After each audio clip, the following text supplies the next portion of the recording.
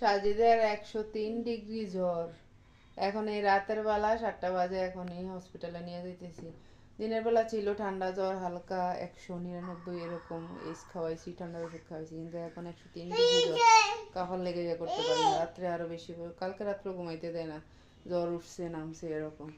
এখন যাইতেছি ডাক্তারের কাছে। সবাই দোয়া করবেন সাজিদের জন্য। সাজিদ হচ্ছে ঢাকা আসলে ঠান্ডা জ্বর লাগবেই, আবার হচ্ছে ঢাকা থেকে যদি গ্রামে যাই, ওখানে গেলেও ঠান্ডার ওষুধ লাগবেই, মানে অসুস্থ হবেই হবে। মানুষ কিভাবে যে ছোট বাচ্চাদের নিয়ে এই যখন তখন এদিকে সেদিকে বেড়াতে যায়, আর আমি হচ্ছে বাপের বাড়ি আর বাসা, তাও কয়েক মাস পর গেলেও আমার বাচ্চা এরকম অসুস্থ।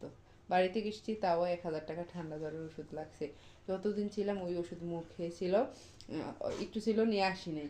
নিয়ে না আসাতেই এই আসছেই গেনের গেনের গেনের গেনের, না স্কুল যেতে পারি, না কাজে যেতে পারি, না রান্না করতে পারি, না খাইতে পারি, কোল থেকে নামাইতে পারি না।